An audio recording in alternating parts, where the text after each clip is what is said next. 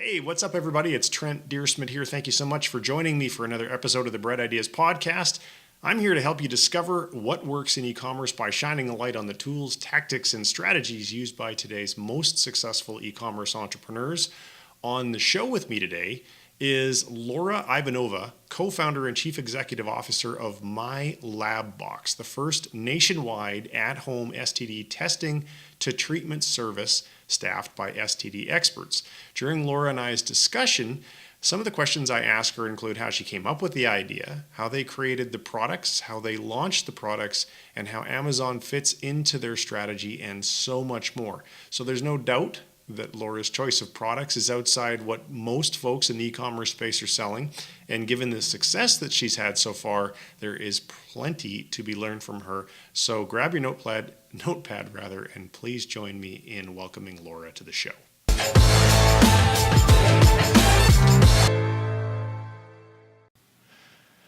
Hey, Lora, welcome to the show. Thanks for making some time. Thanks for having me, Trent. Pleasure to connect with you. Yes, indeed. So for the people who have just heard your bio in the intro, but maybe don't know who you are, let's start with that. Who are you and what do you do? Sounds great. My name is Lora Ivanova. I'm the CEO and co-founder of MyLabBox. MyLabBox is the first ever nationwide at-home testing to treatment service. So what we've done is we found a creative and innovative way to deliver accurate and lab-certified laboratory health tests directly to your home, and then have the follow-on treatment consultations available to you from the couch, on the go, anytime, anywhere, for a variety of diseases and conditions. So I'm very excited to be talking to you today and tell you more about our vision. My background is in quite a broad array of expertise in technology, e-commerce, and marketing. So I feel finally, as an entrepreneur and a business owner in this space, that I'm able to put those skills to use to make a difference and actually change people's lives and not just sell product, which unfortunately most of my kind in marketing technology is usually doing. So it's just very exciting to be making a difference and really changing the way we approach our healthcare to begin with. So to give the audience an idea of where your company's at, is there something you can share with us in terms of, we have this many employees, or we've done this much in revenue, or we process this many orders a month, or just some idea so the audience knows about roughly how big your company is? Absolutely. I mean, I can safely say that today we've processed hundreds and thousands of lab orders all over the United States, and that's in all 50 states, which is an extremely exciting statistic. We've been growing really steadily every year. So we really are focused on reaching the largest number of people, not necessarily having the largest number of employees or anything else. Yep. But are just very excited to see how quickly our services and our product is being sought after and adopted. And when did you start the company? We initially came up with the idea at the end of 2013. It took us some time before we were able to actually launch the company and begin sales. So we formalized our business in 2014. By 2015, we were already doing some initial tests on the marketplace. And what you see today on the site really has been live and growing for the past 2 years. Okay. And we're thinking about a full spectrum currently of at-home sexual health tests, and a growing number of tests that are coming to market in 2019. Now, how did you come up with this idea? Were you working in an industry related to this, or?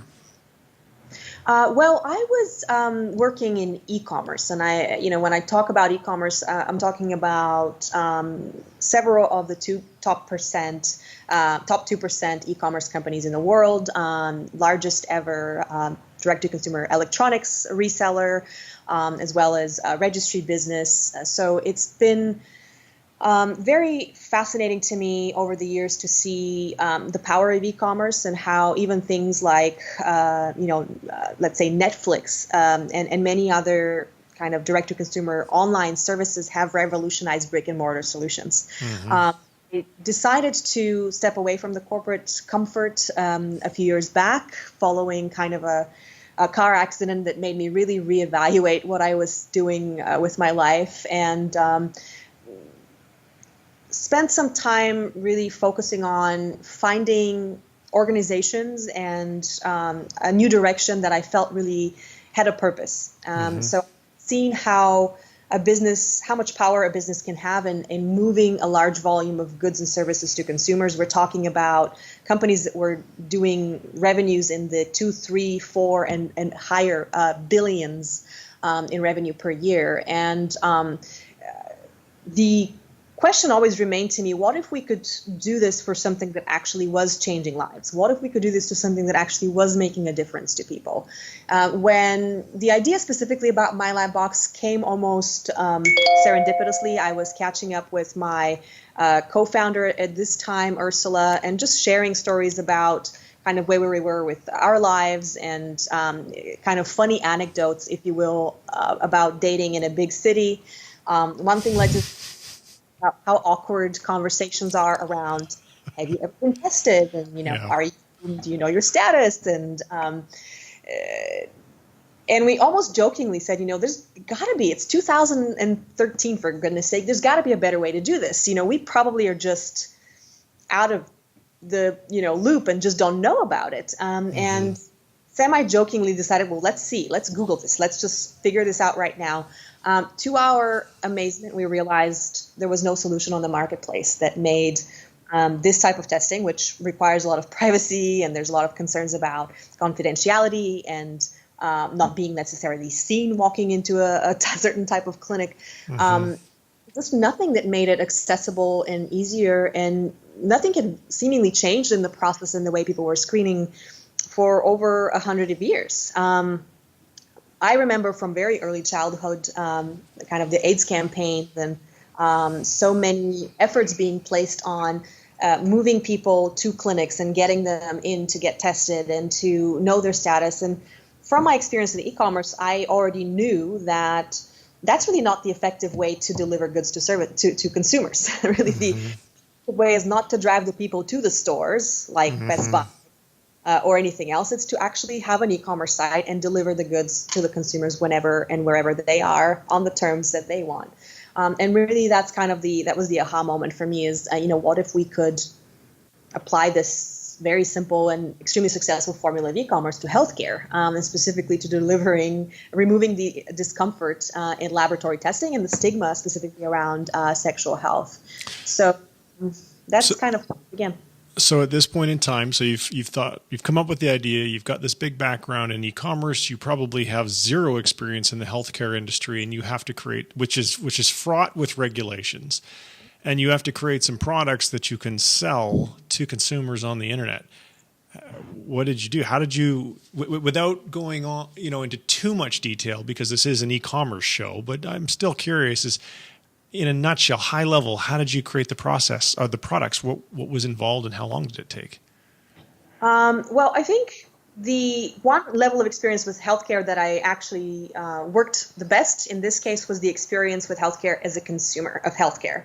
And just really the personal narratives and experiences that I'd had over the years with dealing with complicated scheduling, having to miss days of work to do simple things like getting a test done, convoluted results that I couldn't understand, misinformation, lack of clarity.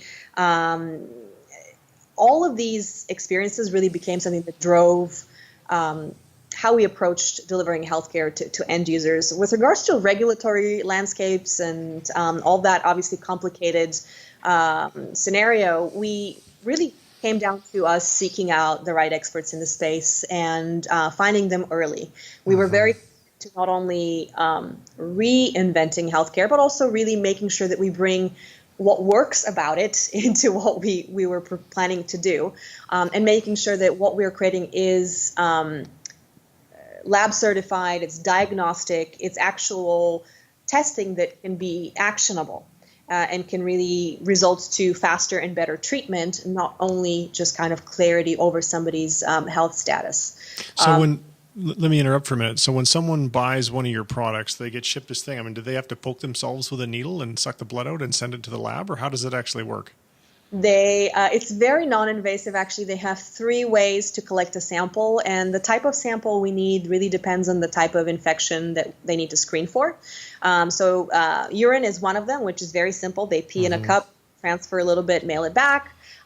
We have swab samples. So those are vaginal swabs, oral swabs, or rectal swabs, which are also very easy to collect. It's basically like in your cheek. It's just as easy as doing, cleaning your ears with a Q-tip. And then as far as blood, it's very non-invasive as well. There's actually a small lancet. It's basically a finger prick. And you can home, you barely feel anything. It happens so fast. And you just drop a couple of drops of blood on a piece of contact paper, let it dry, and drop it in the mail and send it back to us. So the entire collection, if you will, takes less than 5 minutes, even if you've never, ever done this before. And it's about as pain-free and simple as possible. There's no vials of blood. You don't have to the vein and feed the vampires by any means. So it's easy. All right. So this part in the story, we'll assume now, and we're cutting a lot out, obviously, but the portion we're cutting out is not so much e-commerce related. You've got products and they're ready to be sold. I'm assuming, and correct me if I'm wrong, during the whole period of time that you were creating the products and going through the approvals, you weren't doing any pre-marketing or list building or anything like that. You were simply working on product development. Is that correct? Early on, absolutely. So it took us a bit of time to figure out what is feasible, what is not, and what it was the most likely to kind of go-to-market scenario. As soon as we had more clarity in that space, we actually started doing some early marketing tests. Before we launched the product, we surfaced a few different offers online. Initially, we anticipated this was going to be a subscription service, so we actually had a subscription variant out live with allowing people to test every 3 months, every 6 months, once a year. And really automating this experience with the ultimate idea that in order for you to be proactive and for your healthcare, you need to be testing regularly. It's not just about getting screened once in your lifetime. It's ultimately something that you need to stay on top of, especially when it comes to kind of sexual health. Did the subscription take off, or did that not end up being popular? I think this ultimately is the future, but I think that it was really too early at the time, being there was too much of a leap of kind of faith, if you will, that the consumer needed to take. First of all, they needed to accept that now they could do these tests at home, which was a novel idea in and of itself. And then second of all, shifting their mentality from I need to get tested now because I'm worried to I need to be testing every 3 to 6 months. That's just too much to communicate. It made the marketing message a lot more complicated. So we switched to kind of individual test sales. And I think over time, we anticipate to resurface kind of a automated testing, if you will, model. But we didn't find that was the best path to reaching the largest volume of people to start with. Okay. So around the time that the products were ready for sale, did you have any audience at all, or did you basically shift gears into, okay, now we need to start marketing the products and creating an audience? Yeah, we did not early on. So we had to start kind of from ground zero as soon as we had the product sorted and identified, and just ramping up from there. Okay. So at this point in the journey, was Amazon the first place that you put the products for sale, or did you attempt to sell on your own site? Were you using Facebook ads? Did you have, was content marketing? What were the first actions that you took to get those first few sales? We really started on our own website. So we were not using anything like Amazon or any kind of reseller sites. We found that extremely difficult to onboard with some of these companies, and also in the space of healthcare and sexual health specifically, we found there was a lot of restrictive policies and stigma that was really preventing us from deploying on some of these platforms as we needed to and reaching the audience there effectively. So we focused on deploying our own website, direct sales to consumers, and early sales really was kind of focused on some social media activities, some guerrilla marketing, and kind of locally. And tell me about the guerrilla marketing, because you're laughing, so it's got to be funny. Well, it's just you start with kind of your circle of friends and acquaintances, and sometimes it's a bit of a challenge to. In some cases, you haven't talked to some of these people for a while, and idea that you're just saying, hey, this is what I'm doing now. Why don't you give it a shot and see what that's. Hey, we haven't talked in the longest time, and now I'm selling STD tests. Would you like one? I'd like to get tested. I'm really concerned about you. So, created quite a few humorous situations. I'll bet. But, it's good to catch up with friends, even if it is for situations like this. Yeah, why not? I mean, heck, it's something that everybody has to deal with. So it's not like you're going to be trying to sell something that somebody doesn't need, because most people are concerned about this, especially if they're single. But I guess even if they're in relationships, I suppose there's infidelity and all sorts of things which can cause all sorts of problems in relationships. All right. So you started it on your own website. You did some guerrilla marketing. So I kind of took you off down a little rabbit hole, and I apologize. So let's go back to the website sales. So a little bit of traction with guerrilla marketing, but now you're going to, that doesn't scale. That only scales to a certain point. And then you have to figure out, well, how can we systematically acquire customers? And what did that look like for you? What platforms did you start to advertise on, or was it a content marketing approach, or a hybrid of the two? Absolutely. So the first step, as you said, was really for us was finding the audience that would help us make sure that we have the right product at the right price, and that product actually functions in a way that is a positive customer experience. So those were kind of our beta customers, if you will. Once we moved past that stage, as you said, this was really about scale and growth. Mm-hmm. Based on some of the restrictions in the marketing space around our specific vertical, we really had to focus a lot of our attention on organic search and finding people as close to their buying decision as possible, which ultimately, if you're trying to sell anything online, is while they're browsing the web in any shape. They might be on Google, they might be watching some piece of content on YouTube, they might be on their social media connecting with friends, but just really kind of intercepting them in that way. There's levels there, obviously, which is the consumer that's already out looking for a solution for an STD test, for example. Really finding them via SEO was extremely effective for us early on, especially being a bootstrapped company. Mm-hmm. And doing early PPC channel tests to see to start gaining kind of broader audience as well. Now, if I may interrupt you there, when you were doing that, did you look at a marketing funnel? Because the classic marketing funnel, there's the awareness phase. I know I have a problem. There's the decision phase. Well, who should I buy my solution from? And then there's, okay, I'm going to buy the darn thing. Did you take that into account? Absolutely.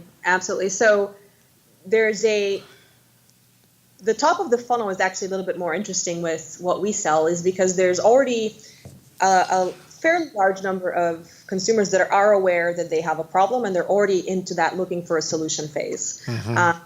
And oftentimes they're looking for a local office or a free clinic nearby, or they're not even aware that there's an at-home at the time, since there was no other at-home solution. They were not even aware at the time that there was something like this. So the education there was really about letting them know, hey, by the way, you can do this online now, and you can do this from home. You don't have to go anywhere to do it. There was a second group of customers who did not and do not understand how prevalent the problem is, how common STIs are, and how important for them to get tested proactively.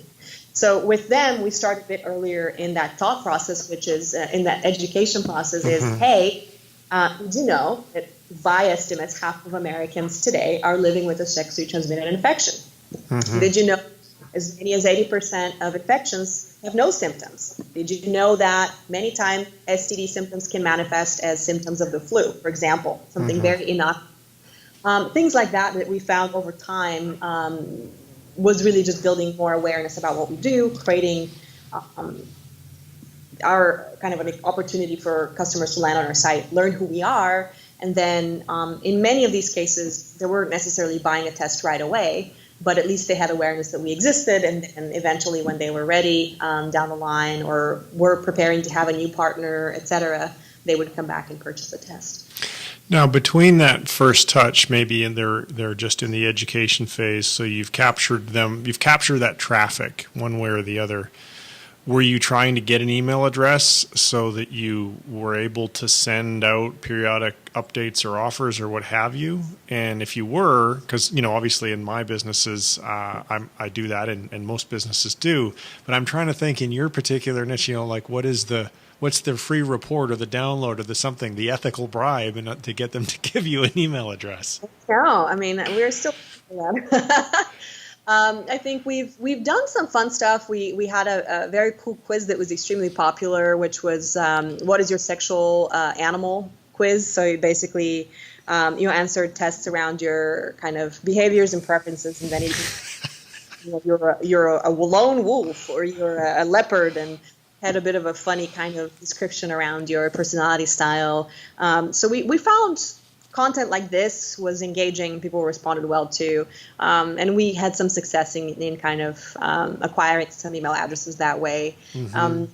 I think we're only just scratching the surface of what's possible, because I think there's also a lot of there's the fun content. There's also potentially the very useful content.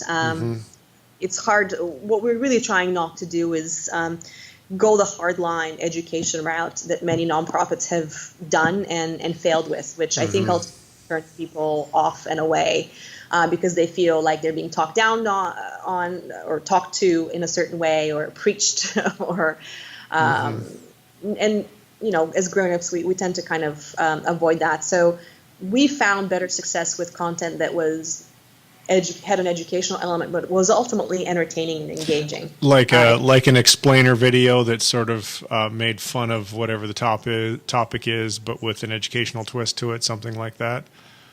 Yes, absolutely. Okay. Like, meet John. John's about to go on a date, but he's wondering, something to that effect. Okay. Pixeling too. I'm sure pixeling's playing a big role for you guys when you're getting the traffic, because they don't have to opt in to get pixeled. They simply just need to visit a landing page. It's tricky because there's not a lot of retargeting opportunities. I mean, Google specifically prevents most of the retargeting kind of efforts. So it hasn't helped us much, to be honest with you. We've had some success with other channels, but it's retargeting has not been something we've outside of collecting email addresses, that's been very easy for us to manage and deploy. Okay. So these days, what percentage of the revenue comes from Amazon versus your own site and whatever other channels you're selling in? I mean, we're still predominantly focused on our direct-to-consumer e-commerce sales. We have additional channels that we've onboarded over the course of time, but we believe that really it's the best way for us to ensure the quality and the level of experience that we want associated with our brand. Every time we involve a reseller or a retailer, and we already sell on Amazon, we also sell on Target.com, on Walmart.com, so there are several FSA store, several very high-profile resellers that are offering our product. But we want to make sure, when people land on a site and they purchase directly from MyLabBox.com, their accounts are already automatically linked to their results. There's a smoother and more kind of carefree, if you will, experience than if you had to buy a kit somewhere else, come to the site, register it, and go kind of that different route. So I guess unlike buying a pen where they just ship it to me, end of transaction, in your case, you're sending a box with collection material in it. They've got to do the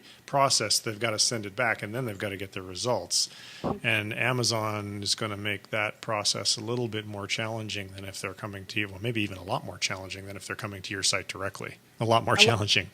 Because people don't like to, let's just say, tell you who's bought your product. So oftentimes people would purchase something and you really don't have a lot of direct control over, for example, sending them a reminder, hey, you bought this test, it's time to send it in. Really not a lot of ability to link that customer from that reseller platform to your site and make sure that they're actually completing the tests, getting them shipped in, addressing any questions they might have on time. So a couple of years ago, when I owned a content marketing agency, I did a lot of interviews with other content marketing agency owners, and two people come to mind. Marcus Sheridan, who owned at the time, and I think he still owns a chunk of it, River Pools and Spas, and a woman by the name of Krista Catrola from Block Imaging. And Block sold reconditioned medical imaging equipment, so a very obscure niche. And then one of our clients actually, they sold this company called Alert Technologies, and they would sell for fitting rooms in high-end apparel retailers. I'm going to bastardize it, but a glorified doorbell. It was collecting data, it was performing services, it was a call button, and so forth. Again, a very obscure niche. And what I'm about to explain worked really well for all three of them, and that was a they ask, we answer approach. So if you think about getting a pool, there's all sorts of questions people are going to ask before they buy a swimming pool. If you think about imaging equipment, there's all sorts of questions people are going to ask. And so what they did was they just made a list of every single question they could ever think of that a consumer would ask during the research, education, discovery phase for whatever their product was. And then over time, their website became this huge wiki of information and answers to that. Now, I know you've got serious competition in the healthcare space from WebMD and companies like that, but have you taken that approach at all to try and turn yourself into the most authoritative website on the internet to answer sexual wellness questions?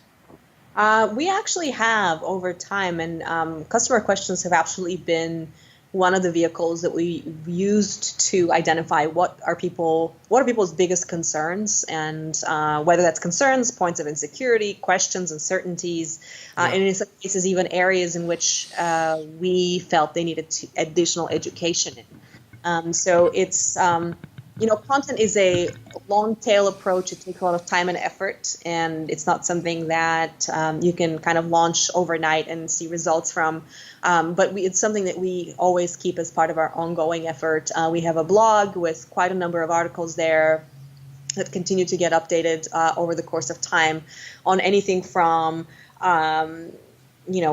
what are some of the myths around STIs and sexual health that people need to be aware of, what are the time frames and how often should we really be screening so that there's awareness around potential incubation, on the fact that, for example, having unprotected sex today doesn't mean you need to screen tomorrow, but because it takes a certain period of time for an infection to develop to the point where it actually can be detected. So it's actually recommended that you wait for at least 2 weeks after a potential exposure before you do any kind of testing.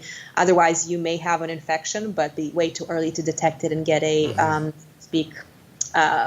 wrongly negative result. So we've been building this over time, and I am looking for some additional, obviously, ways to do that. So we're always open to contributors or people in the space that are interested in getting their voice heard and educating that audience. We've worked with, for example, STI counselors who've been working in the space for many years, in some case coaching HIV positive patients or any kind of other healthcare condition counselors, and they've been extremely helpful and forthcoming with also their willingness to support us with content, Q&As, and making sure that information is reaching the consumers as much as possible.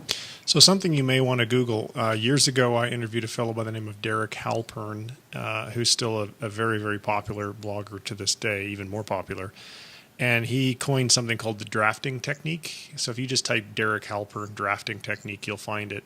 And it was really just a clever way of promoting your content. And he used the race car analogy. So we won't go down that hole. I'll let you do that research after the fact. And we'll kind of get back to the questions I wanted to ask you. So I'm just looking now and see. So for your website, what is your largest source of traffic these days? I think, across the board, again, based on the challenges that I shared with you with regards to marketing, the type of testing that we do, it's still organic, and a lot of it is word of mouth. So we have a lot of very happy customers that have been kind of sharing the news about us, influencers. That's a surprise, actually, because I would have thought that, unlike, say, here's a picture of my cat or here's a funny cat video and people are share on social media, I don't imagine that's happening with sexual wellness. I'm guessing it's actual word of mouth, not word of finger click. I think a lot of times, I mean, you're definitely not necessarily posting your result on Facebook. So I passed. I'm, negative or worse, when I got, positive results. But it's more of, people ask their partners, hey, have you gotten tested? Here's something I'd like you to try. Or they would tell a friend, maybe they're talking much like my co-founder and I years ago, maybe they're talking about dating in a big city and how to awkward conversation and these things come up. So I think it's really surprisingly so, and I think this is something that very early on people were telling me people would never want to share this information or tell their friends about it. But I was very convinced based on kind of my personal experience that, people actually do talk about this. They may not talk about this openly, but they talk about this in close circles, and they go to the aunt that they trust to know all the answers and talk about the private stuff with. And they go to the best friend that's always kind of more informed about these kinds of things. They, they come together as on a weekend and have a few drinks, and they start sharing a lot more private information than we would necessarily in the open web space. So I think that it's actually very encouraging to me that is a thing, and that people are, despite the fact that there is a taboo and there is a lot of stigma attached to it publicly, that as long as these private conversations are happening, in my mind, there is a hope that we might be able to turn these kind of infection statistics around and really stop this massive epidemic, because it is a tremendous epidemic that I think has only been enabled by how difficult our media has made it to bring that topic publicly. No, Tinder is to blame. Tinder is absolutely to blame. Not specifically, but there is early data analysis that indicates that meeting partners online actually may increase your chances of contracting an STI as much as 3 times.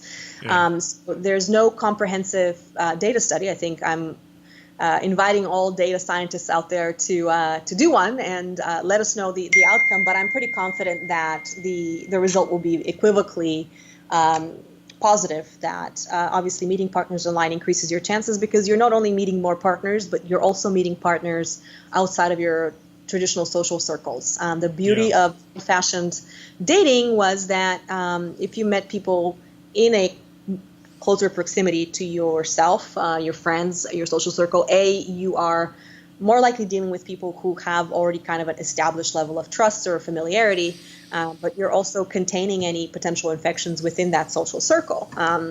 What happens now when these circles are interconnecting in a much more complex way is that these infections travel between circles a lot faster, and within circles a lot faster than they ever have before, which to me only demonstrates the urgent need for our healthcare industry as a whole to rethink how we diagnose disease and how we handle disease, and especially infectious disease treatment. If we are to really ever be able to move faster than the infection travels, our diagnostic methods need to move probably twice as fast to counter that. All right. Well, let's wrap it there. I want to thank you very much for making some time to be on the show. For people who are listening, if they haven't already figured it out, if they want to purchase your products, they would go to MyLabBox.com, correct? Absolutely. You can find us on MyLabBox.com. If you prefer to buy from a trusted reseller, go to Amazon.com, Target.com, or Walmart.com. You can also find us there as well. Okay. Thanks very much, Lora. Thank you. Have a great day. You too. Bye.